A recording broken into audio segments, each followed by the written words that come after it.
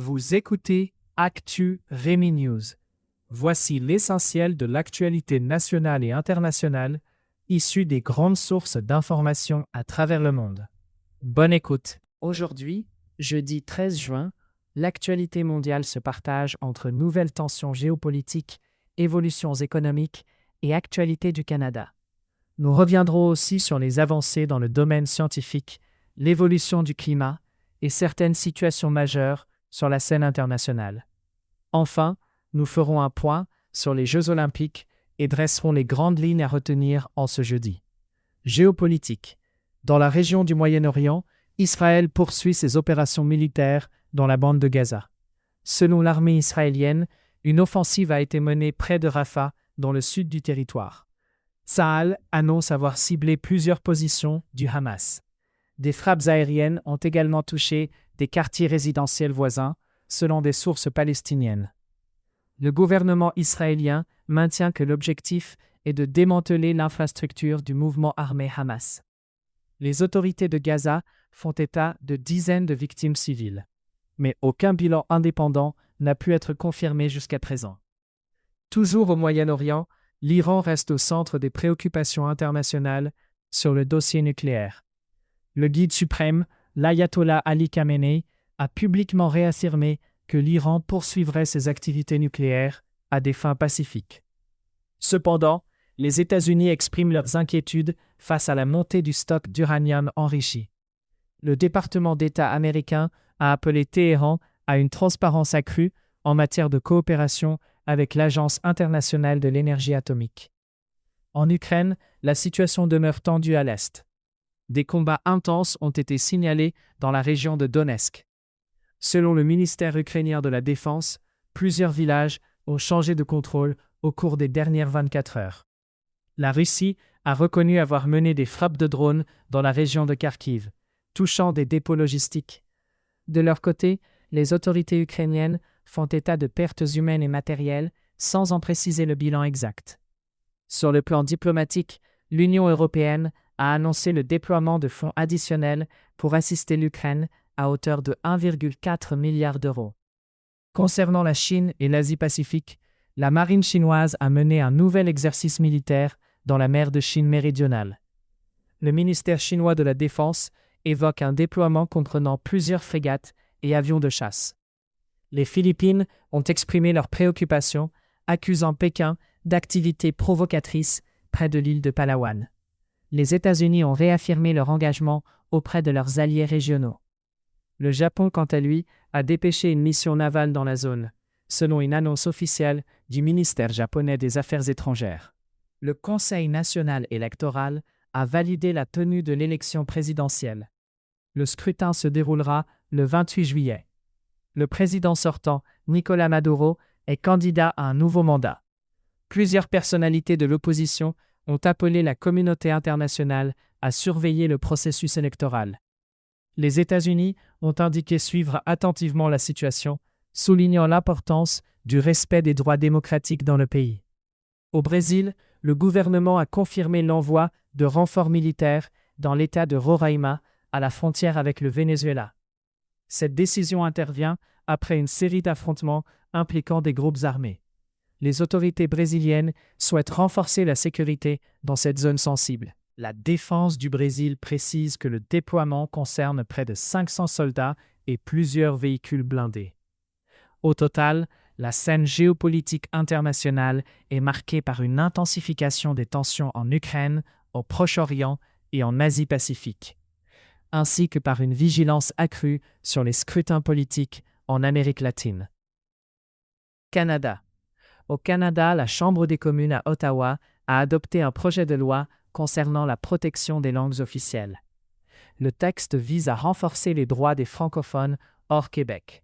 Il prévoit notamment de nouvelles obligations pour les institutions fédérales. Plusieurs députés du Québec se sont dit satisfaits des mesures adoptées. Le gouvernement de l'Ontario a annoncé un plan de financement de 480 millions de dollars pour la rénovation des écoles publiques de Toronto. Ce programme couvrira la modernisation d'environ 120 établissements. Les premières rénovations débuteront dès cet automne. À Montréal, l'unité permanente anticorruption a confirmé l'ouverture d'une enquête sur des contrats municipaux attribués entre 2017 et 2021. La mairesse Valérie Plante a déclaré soutenir pleinement la démarche de l'enquête. Les enquêteurs examinent d'éventuelles irrégularités touchant plusieurs millions de dollars. En Colombie-Britannique, la Société de transport de Vancouver a annoncé l'achat de 205 nouveaux autobus électriques. Cet investissement représente une étape significative dans la transition énergétique de la province. Les nouveaux véhicules entreront en service à partir de janvier prochain. En Alberta, le gouvernement provincial lance un plan de soutien aux agriculteurs affectés par la sécheresse de ce printemps. L'enveloppe s'élève à 52 millions de dollars. Le ministère de l'Agriculture met en place des subventions directes pour l'achat de fourrage et la modernisation de l'irrigation. Enfin, l'Université de Calgary vient d'inaugurer un centre de recherche sur les technologies hydrogène. Cette nouvelle infrastructure vise à accélérer le développement de solutions énergétiques vertes au Canada. Plusieurs entreprises partenaires sont associées à ce projet. Économie. Le ministre canadien des Finances a confirmé l'augmentation du budget fédéral alloué aux infrastructures routières. Une somme supplémentaire de 2,3 milliards de dollars sera consacrée à des projets majeurs, dont le prolongement de l'autoroute 20 au Québec et la modernisation du pont Lionsgate en Colombie-Britannique. Aux États-Unis, la Réserve fédérale maintient son taux directeur à 5,25%. Cette décision vise à contenir l'inflation qui reste supérieure à 3,2% selon les dernières données du Bureau of Labor Statistics. Le président de la Fed, Jerome Powell, a souligné la nécessité de suivre attentivement l'évolution des marchés. En Europe, la Banque centrale européenne a relevé ses taux de 0,25 points, portant le principal taux de refinancement à 4,5%. Cette mesure s'inscrit dans la lutte contre une inflation persistante au sein de la zone euro.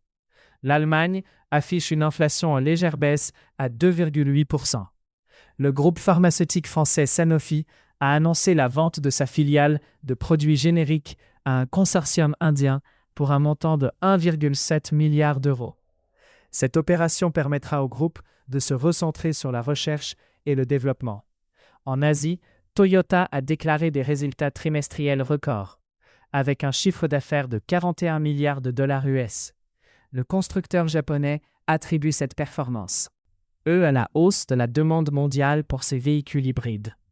La bourse de Toronto a clôturé en hausse, tirée par la progression du secteur minier. Le titre de Barrick Gold a gagné 2,4%, tandis que Teck Resources a progressé de 1,7%.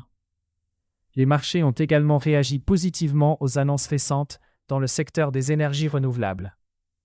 En Afrique du Sud, le gouvernement va lancer un plan d'investissement étranger de 5,5 milliards de dollars pour moderniser ses ports et chemins de fer.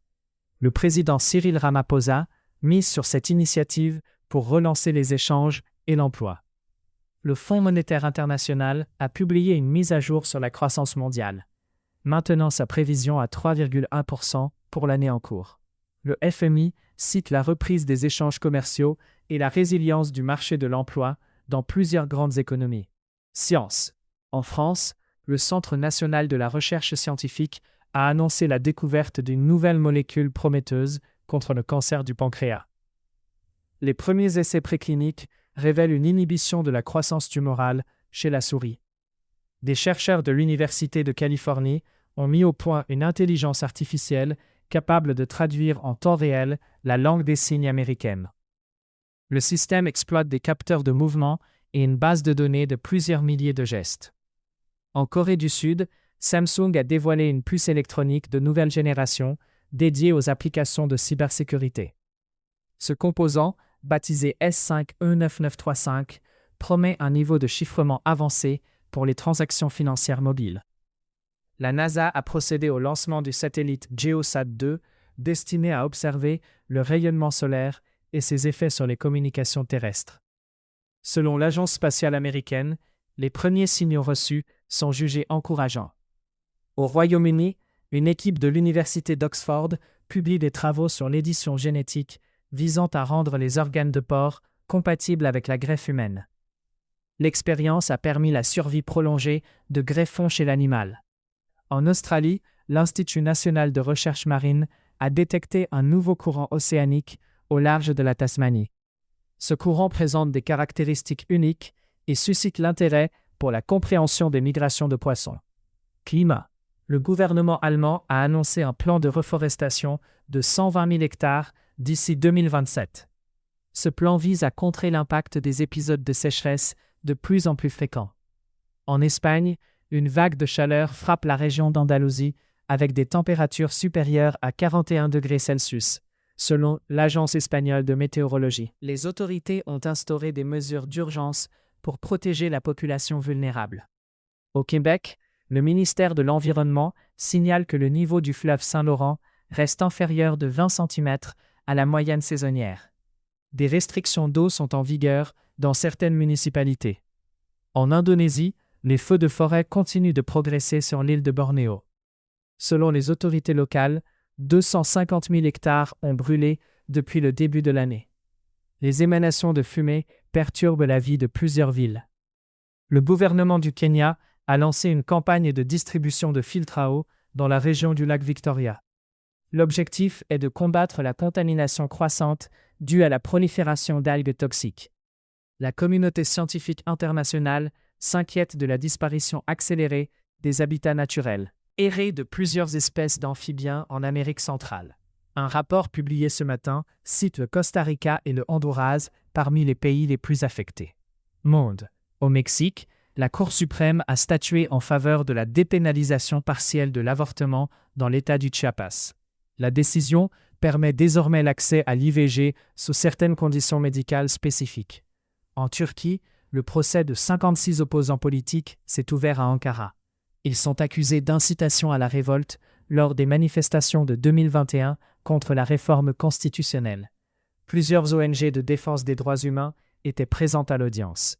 L'UNESCO a officiellement inscrit les traditions du savoir-faire du kimchi en Corée du Sud au patrimoine culturel immatériel. Cette reconnaissance porte sur les techniques de fermentation ancestrale pratiquées dans plusieurs provinces coréennes.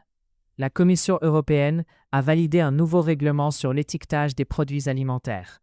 Les industriels devront dorénavant afficher clairement les allergènes sur tous les emballages vendus dans l'Union européenne. En Inde, la région de Manipur fait état de nouvelles tensions intercommunautaires. Selon la police locale, 8 arrestations ont eu lieu après des affrontements qui ont fait 3 victimes. En Égypte, les autorités archéologiques du Caire ont présenté une collection de 18 statues antiques datant de l'époque ptolémaïque. Cette découverte a eu lieu lors de fouilles à Saqqara. Les statues seront exposées au Musée national de la civilisation. Aux États-Unis, le département de la justice a engagé de nouvelles poursuites contre une société pharmaceutique pour distribution abusive d'opioïdes. 3 anciens dirigeants sont visés. Enfin, l'Italie a lancé une campagne nationale contre l'abandon scolaire. Le ministère de l'Éducation cible particulièrement les régions du Sud. Plusieurs initiatives financées par des fonds européens sont prévues dès la rentrée. Jeux olympiques. Le Canada affiche le bilan suivant aux Jeux olympiques. 3 médailles d'or, 4 d'argent et 5 de bronze pour un total de 12 médailles. Ces résultats placent le pays dans le haut du tableau en ce milieu de semaine olympique. La journée du 13 juin se distingue par plusieurs points d'attention sur la scène internationale. Les tensions persistent au Moyen-Orient et en Ukraine. Plusieurs gouvernements annoncent des initiatives liées à l'économie, à l'énergie et à la science. Les efforts en matière de climat sont également mis en avant, alors que la progression sociale et culturelle reste marquée par des décisions de justice et des reconnaissances internationales. À savoir aujourd'hui, le 13 juin 1983, la sonde américaine Pioneer 10 quitte officiellement le système solaire, devenant le premier objet construit par l'homme à s'éloigner aussi loin. Le 13 juin 1990, Nelson Mandela s'exprime pour la première fois devant le Parlement européen quelques mois après sa libération, marquant une étape importante pour la reconnaissance internationale de la Nouvelle-Afrique du Sud. C'était Actu Rémi. Pour suivre l'actualité chaque jour, visitez acturemi.news. N'hésitez pas à aimer, partager et faire connaître Actu Rémi autour de vous.